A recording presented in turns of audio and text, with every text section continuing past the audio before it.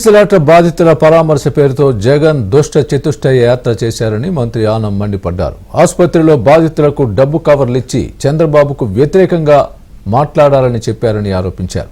కవర్లిచ్చి ముఖ్యమంత్రికి వ్యతిరేకంగా మాట్లాడాలని చెప్పడం అక్కడ ఉన్న డాక్టర్లు సిబ్బంది కూడా గుర్తించారని ఆనం చెప్పారు. మోహన్ రెడ్డి గారు 18 మంది ఉన్నారు ఆయన వచ్చేటప్పటికి ఆసుపత్రిలో.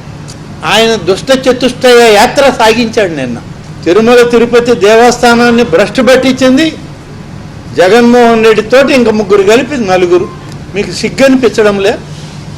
5 సంవత్సరాలు ఈ రాష్ట్రంలో మీరు పరిపాలన చేశారే.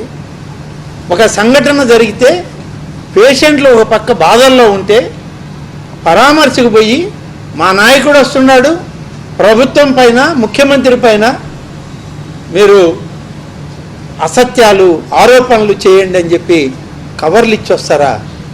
ఆసుపత్రిలో ఉన్నటువంటి సీసీ కెమెరాల్లో నువ్వు తెల్ల కవర్లు ఇచ్చినటువంటిది రికార్డ్ అయి ఉంది. మృగాల మధ్య పెరగాల్సినటువంటి మీరు ఇవాళ ఈ రాష్ట్ర ప్రజల కర్మగాలి దుష్ట చతుష్టయంగా ఈ సమాజంలో తిరుగుతున్నారు. సీఎం చంద్రబాబు ఆదేశాలతో తిరుమల తిరుపతి దేవస్థాన బోర్డు సమావేశం నిర్వహించారు. తొక్కిసలాట ఘటనలో మృతి చెందిన ఒక్కో కుటుంబానికి 25 లక్షల నగదుతో పాటు ఒకరికి టీటీడీ ఉద్యోగం ఇస్తామని చైర్మన్ బీఆర్ నాయుడు తెలిపారు. తీవ్రంగా గాయపడిన వారికి 5 లక్షలు, స్వల్పంగా గాయపడిన 21 మందికి 2 లక్షల చొప్పున పరిహారం అందిస్తామన్నారు.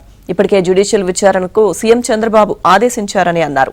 చిన్న చిన్న పొరపాట్లు జరిగిన మాట వాస్తవమని, విచారణ నివేదిక వచ్చిన తర్వాత బాధ్యులపై చర్యలు తీసుకుంటామన్నారు.